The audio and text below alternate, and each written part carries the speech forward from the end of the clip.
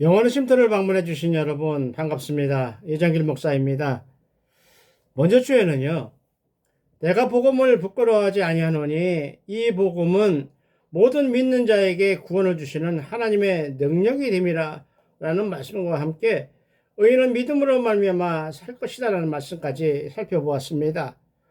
오늘은 로마서 1장 18절로 23절을 중심으로 해서 하나님이 진노하시는 이유를 우상 숭배나 다른 여러 가지를 통해서 찾아보겠습니다. 오늘 본문부터요. 3장 20절까지의 큰 단락은 이방인과 유대인 곧 모든 인류가 어떻게 하다가 하나님의 의로우심 속에서 하나님의 은혜에서 멀어졌는지를 말씀하고 있습니다. 특별히 오늘 본문인 18절로 23절은요. 그것에 대해서 말하기를 이방인들이 하나님의 존재와 성품을 깨닫지 못했다, 이해하지 못했다라고 이야기를 합니다. 따라서 그들은 윤리적으로나 도덕적으로 타락해서 여러 가지 하나님이 싫어하시는 더러운 죄를 저지르면서 살았다고 했습니다. 또한 자기들이 원하는 것을 얻기 위해서라면 피조물에 지나지 않는 하나님이 가장 싫어하는 우상숭배, 피조물에 지나지 않는 동물이나 자연 어떤 것을 하나님이 계셔야 할 자리에 올려놓는 영적인 죄까지도 서슴없이 저질렀다고 했습니다. 이런 것이 하나님에게 심판을 당하는 가장 큰 원인이라고 말을 하는 것이죠. 이렇게 하나님의 의로우심과 진노는 동전의 양면과 같다는 이야기예요. 하나라는 얘기죠. 하나인데 이렇게 보면 의로우심이고 이렇게 보면 진노라는 이야기가 되는 건데요. 의로우신 하나님은요. 불의에 대해서는 심판하시는 하나님, 진노로 나타나신다는 것이죠.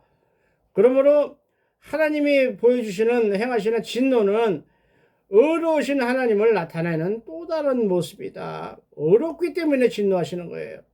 이따도 얘기했지만 포기하시면 진노도 안 한다는 것이죠. 어려워서 아직도 사랑하셔서 살리기 회복시키기 위해서 진노하신다는 걸로 받아들였으면 좋겠어요. 우리도 하박국 선지자처럼요. 어려우신 하나님이 우리를 힘들게 하는 악인을 즉가닥 바로 심판해서 없애버리고 이러기를 바라고 있지요. 그러나 로마서가 말씀하는 하나님의 진노는 그런 지엽적이고 조그마한 것과는 다르다는 얘기죠. 먼저 우리 본문 17절에서 하나님의 의를 설명했듯이 하나님의 의가 우리 인간들에게 나타났다고 선포하듯이 오늘 18절에서는요. 하나님을 따르지 않고요. 하나님을 섬기지도 않고요. 세상을 섬기고 우상을 따르는 사람들에게 행하실 하나님의 진노를 말씀하고 있습니다. 그렇다면 하나님은 왜 사람들이 짓는 죄에 대해서 진노를 하시나 한번 찾아볼게요. 그것은 사람들이 하나님의 말씀을, 그러니까 인간들이 짓는 죄 이야기하는 거예요.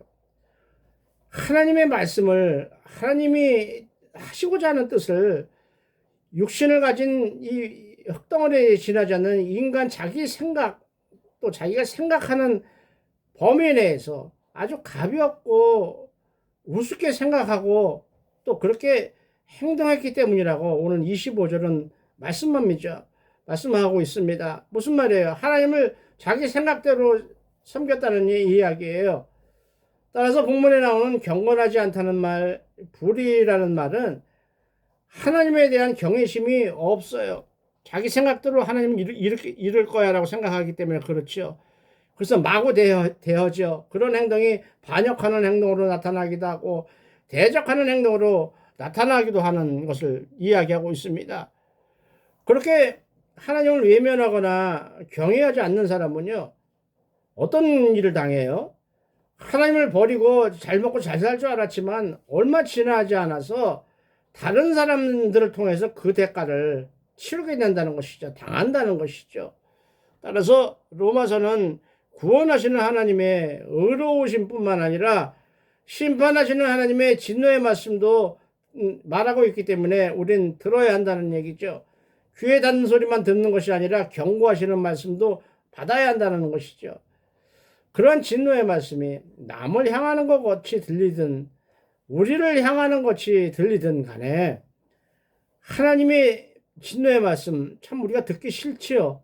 그래서 그것을 듣고 깨닫지 못하는 사람, 깨달으려고 하지 않는 사람들은 우리를 구원하시려고 하시는 하나님의 선하신 계획도 그 마음도 우리가 깨닫지 못하기 때문에 받지 못하고 누리지 못하는 결과를 가져온다는 이야기가 됩니다. 따라서 우리가 기대하는 진노와 하나님이 행하시는 진노는 다르다는 것이죠. 아까도 이야기했지만 우리를 괴롭히는 악인들을 하나님이 즉거닥 심판해 주기를 바라고 있지만 오늘 본문에서 이야기하고자 하는 하나님의 진노는요, 악인들이 악행을 저지르는 것을 하나님이 그대로 내비두고 계시는 것을 다 이렇게 이야기하는 거예요. 이미 하나님의 진노가 그에게 쏟아붓고 있기 때문에 하나님이 진노하기 계시기 때문에 그가 돌이키지 않고 계속 악한 일을 행하고 있는 것이다. 다시 말해서 악한 자들이 행하는 불의한 행동, 불경건한 행동은 그들이 이미 하나님의 은혜에서 멀리 떨어져 있다. 멀리 떨어져 있다. 심하게 얘기하면 하나님이 걔네들은 포기하셨다. 구원하기를 아예 포기하셨다. 그러니까 그렇게 나쁜 짓을 하면서 살 수밖에 없는 것이다 라는 것을 의미하기도 하지요. 참 무서운 말입니다. 그 외에도 하나님이 싫어하시는 행동을 살펴보면요, 세상에서 성공하는 것, 부자 되는 것, 이것을 하나님보다 더 좋아한다는 것이죠. 더 사랑한다는 것이죠. 예를 들어 하나님이 계시고 세상이 주는 재물의 복이나 명예의 복이나 이런 것이 있다면 하나님을 통해서 얻으려고 하지 않고 그것을 쫓아간다는 이야기죠. 그걸 어떤 기준으로 해요? 하나님의 말씀의 기준으로 했으면 그나마 날 텐데, 세상에 말하는 철학, 인간이 만든 철학이나 인간들의 생각을 하나님의 말씀 위에다가 두려고 하는 거, 하나님보다 동등한 게 아니라 오히려 위에다 두려고 하는 이 방자한 인간들, 또 하나님을 예배하는 것보다 사람들이 좋아하는 취미생활이나 세상에 대한 이야기를 더 자랑하는 사람들을 하나님이 싫어한다고 보시면 돼요. 이렇게 자연 만물을 통해서 보이지 않는 신성, 하나님의 모습을 다 알게 깨닫게 하셨는데도 불구하고 인간들은 어찌해서 하나님의 영상을 우상으로 바꿔서 섬기려고 하는 것일까요? 뻔히 하나님이 싫어하시는지 알면서도 어떻게 그것을 하려고 할까요? 그런 생각을 어떻게 가질 수가 있을까요? 이러한 현상을 오늘 로마서는 자기 생각이 하나님이 주시는 지혜보다 낫다. 자기 생각이 더 맞다. 하나님이 이렇게 말씀하셨지만 이렇게 하는 것이 더 낫다고 생각해. 라고 하나님의 말씀을 자기 생각으로 판단하는 그런 미련 곰탱이 같은 행동에서 나타난다는 것이죠. 우주 만물을 창조하신 하나님의 은혜를 자기 생각으로 바꾸고 하나님의 우리에게 주시는 말씀을 자기가 아는 범위 내에서 판단을 하고 따라서 낮추고 경박스럽게 생각하고자 하는 오만함 때문에 이런 일이 벌어진다라고 말씀하고 있습니다. 이렇게 우리 주변에는요, 우상 숭배를 해서 하나님께 혼나는 경우도 많지만 하나님을 하나님으로 섬기지 않고 인정하지 않고 자기가 만드는 하나님을 섬기려고 하는 말로 이렇게 죄를 짓는 사람들이 의외로 많다는 것을 우리는 경계해야 할 줄로 믿습니다. 혹시 여러분 삶에서는 이런 것이 있지 않은지 한번 저랑 같이 점검을 해보시기 바랍니다. 저와 여러분을 만드신 이가 있다고 한다면, 그걸 믿을 수밖에 없다면 그분은 누구라고 생각을 하십니까?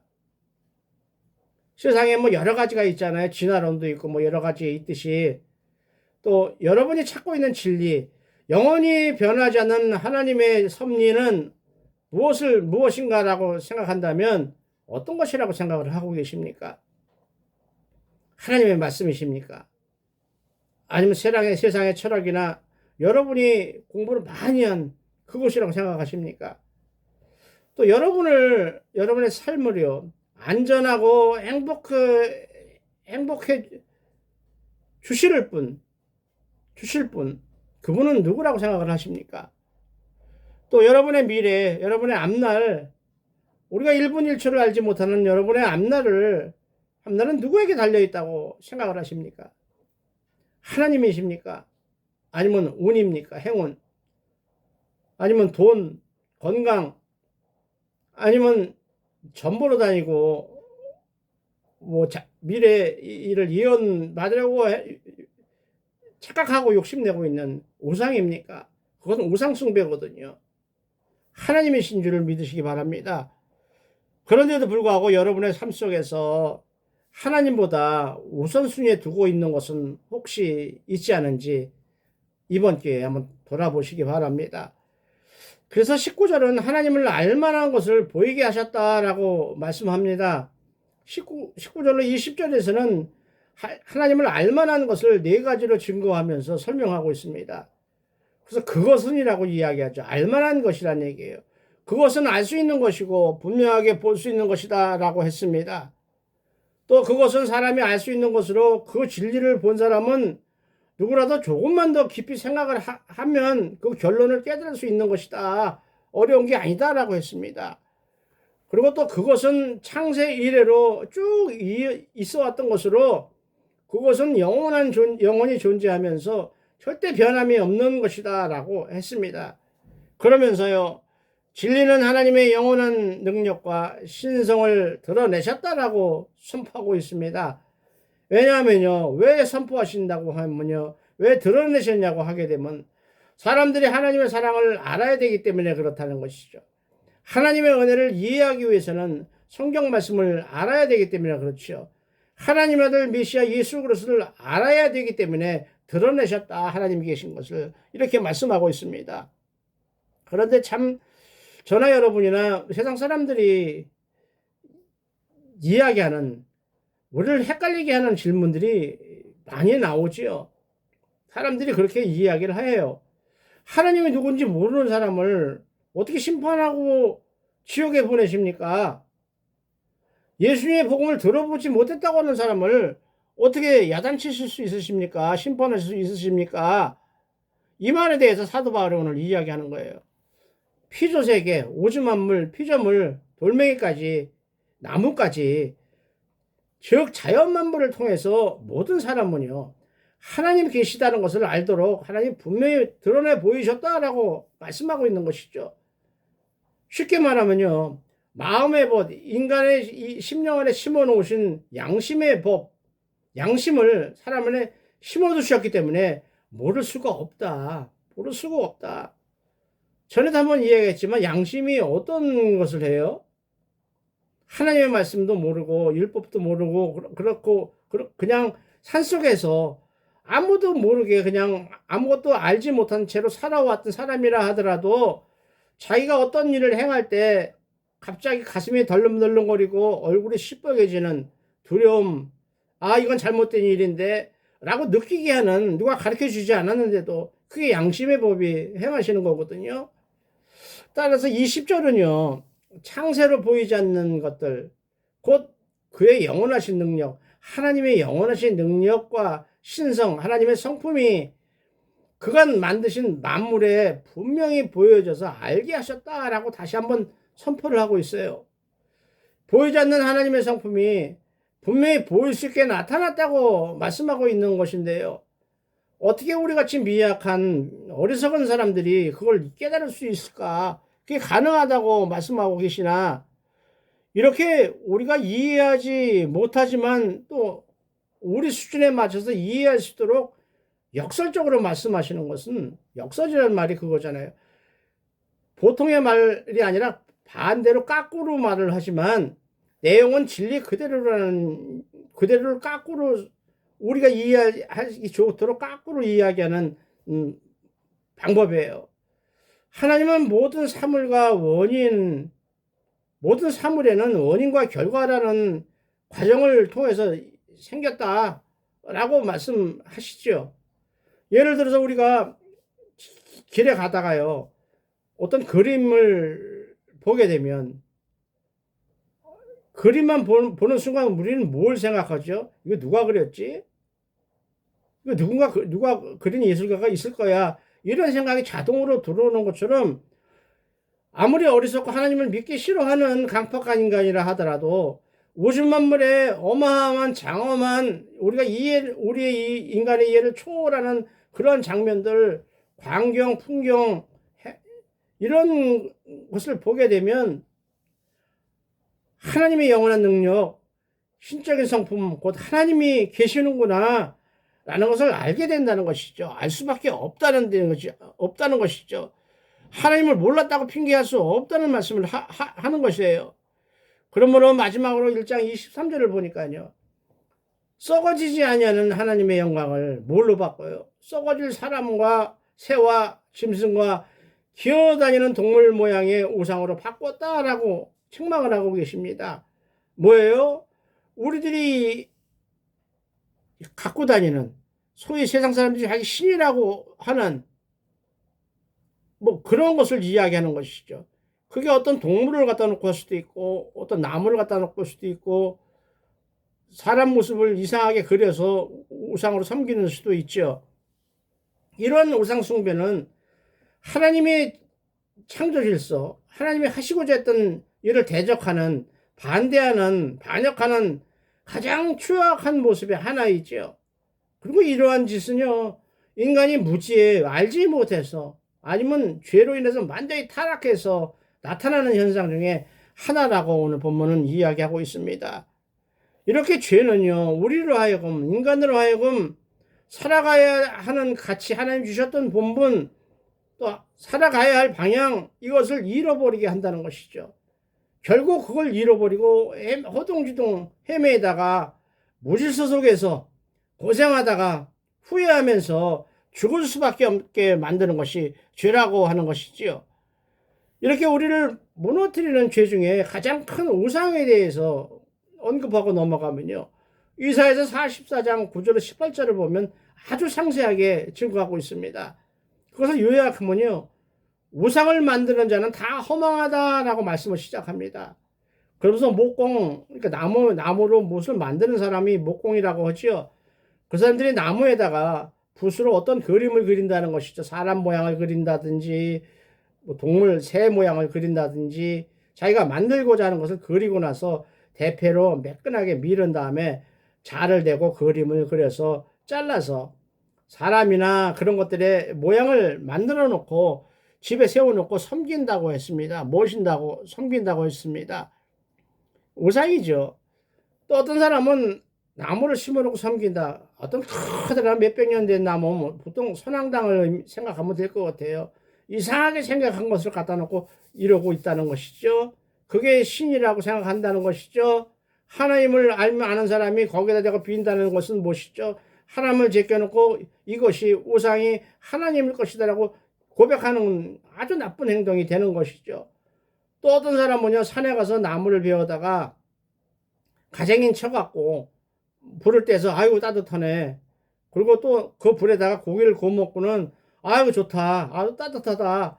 라고 이야기를 하면서 남은 가운데 토막, 가장 좋은 가운데 토막을 가지고 신상, 그 자기의 우상을 만들고는 이사야서의 말씀이에요. 그 앞에 엎드려서 경배하면서 그것에게 기도하면서 이르기를 무슨 얘기예요? 자기가 만들어 놓고요. 또 자기 앞에 세워놓고 사람이 거기다 엎드리고 기도한다는 얘기죠. 뭐라고 얘기해요? 너는 이제부터 나의 신이다. 그러니 나를 구원하라. 나를 축복하라.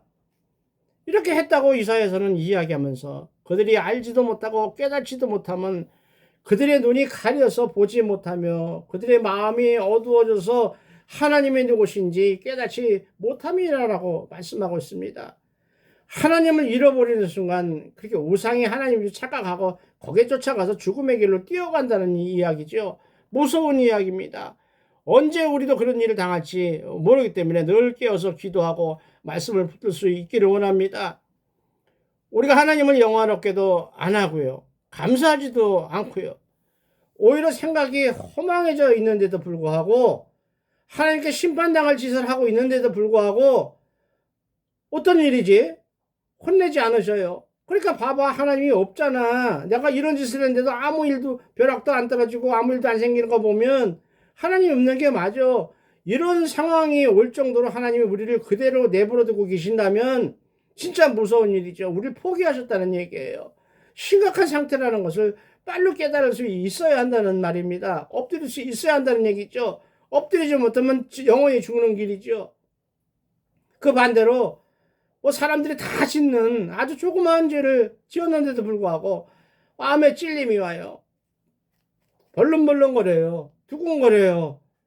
그렇다면 아직은 하나님 안에 있다는 증거이므로, 아직은 하나님의 백성이라는 증거이므로, 하나님이 포기하지 않으셨다는 증거이므로 오히려 기뻐해야 할 줄로 믿습니다. 감사해야 할 줄로 믿습니다.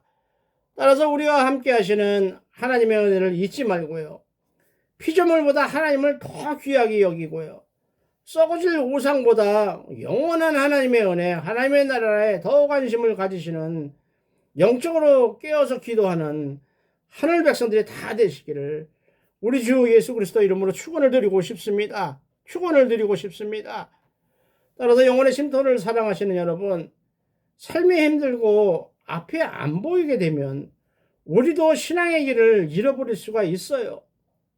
그러나 오늘 로마서 말씀은 우리에게 말씀하시기를 어떠한 경우라도 절대 하나님을 잊어버리지 말라고 하십니다. 힘들다고 해서 우상에게 끼웃거리지 말라고 하십니다.